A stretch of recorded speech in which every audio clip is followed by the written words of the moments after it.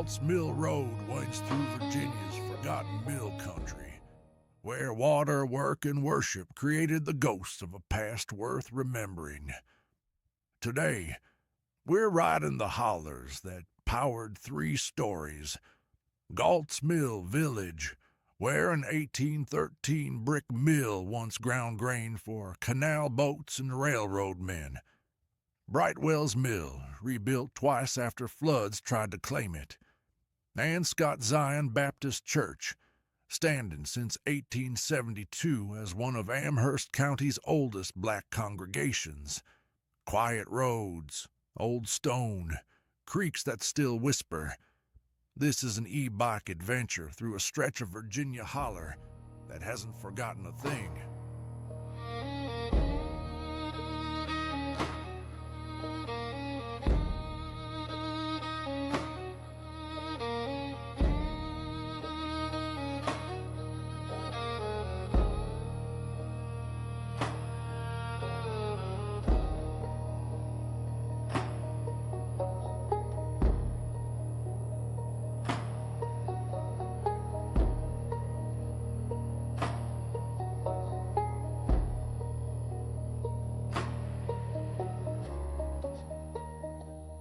Dropping down Galts Mill Road, the James River pulls into view.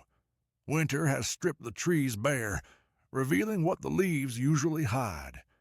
This road has carried souls for centuries. Farmers with corn sacks, canal hands, railroad crews, all bound for Galts Mill, the once beating heart of this bend. Built in 1813 by William Galt, the mill started as a towering 5.5-story brick behemoth, grinding grain for markets far beyond the county. Canal boats loaded flour here on the James River and Kanawha Canal. Later, the Richmond and Allegheny Railroad took over, with the train bridge still spanning the river and aqueduct ruins marking the old canal crossing. The village grew around it. The miller's house from 1813, a general store added around 1900, then tenant cabins and barns. The mill operated until 1956, one of just 4 surviving 19th century mills in Amherst. Locals say shadows still cross the mill bridge at dusk, footsteps echo on empty upper floors, figures appear in windows where no one lives. Canal ghosts, workers reliving mill accidents. The water gave this place a life. The same water took more than a few.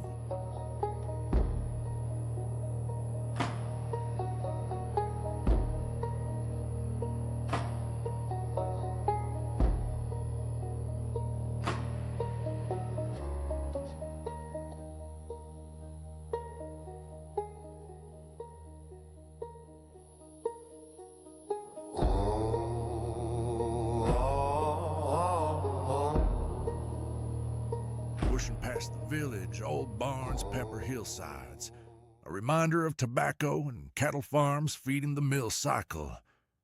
We hit Earley Farm Road, where gravel kicks in. On the banks of Partridge Creek, stonework ruins peek out.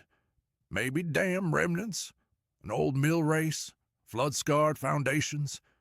These hollers preserve the farm-to-mill work that once was.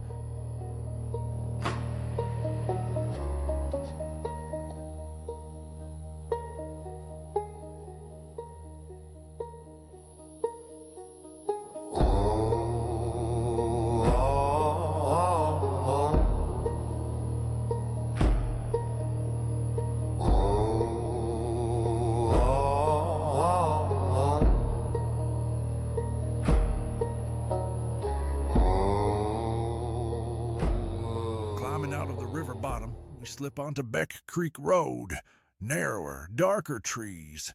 The holler closes like it's holding a secret. Beck Creek fed Galt's Pond downstream, but higher up Stovall's Creek powers a different story.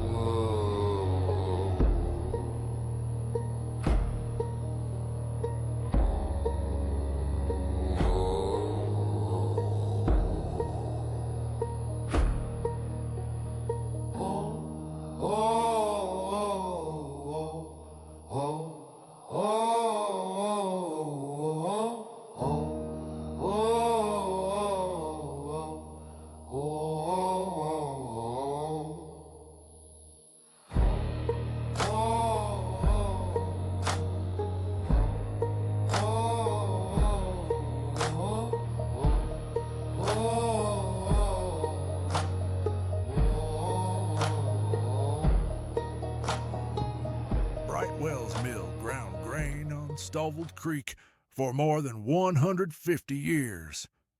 The site's milling history predates the Civil War, with Old Baldock Mill operating before 1862. The original mill featured an earthen and log dam and log cribs on stone foundation, powered by a water wheel processing corn and wheat for local farmers. In August 1942, a catastrophic flash flood destroyed it completely, sweeping away structures and leaving only scattered stones in the water wheel.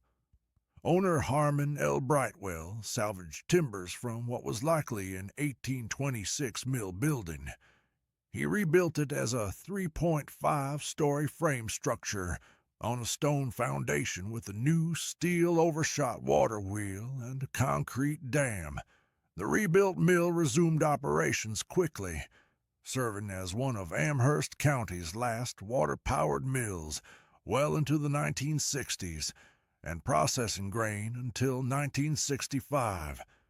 The complex also includes a log miller's house, originally built before 1826, likely as part of the early Baldock Mill era, which survived the 1942 flood and was later expanded and remodeled in the 1940s.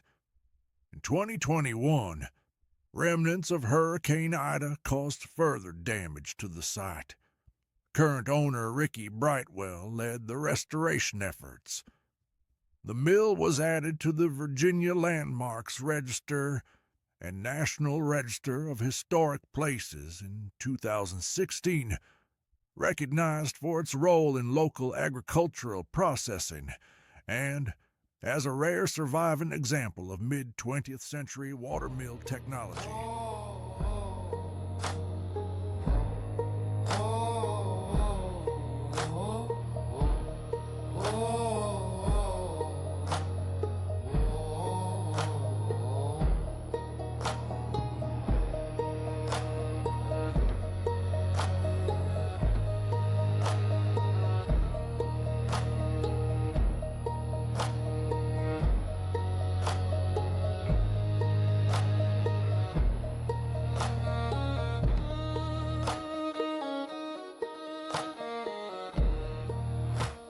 As we head back up toward the top of the hill, here stands Scott Zion Baptist Church, one of Amherst County's oldest black congregations. Founded in 1872 by freed people who migrated from James River farms seeking better wages in Lynchburg. They met in brush arbors, built a frame church, then the 1942 brick sanctuary, originally stucco, veneered in the 1960s. Cemetery behind holds the stones of the generations who walked Galts Mill Road through floods and rebuilds.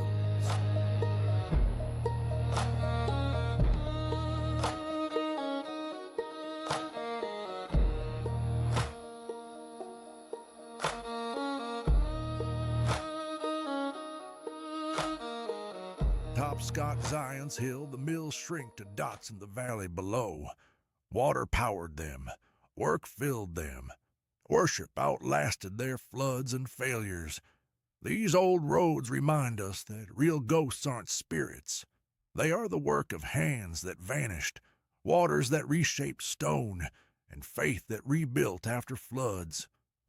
What lasts isn't the millstones or church bricks. It's the roads walked between them.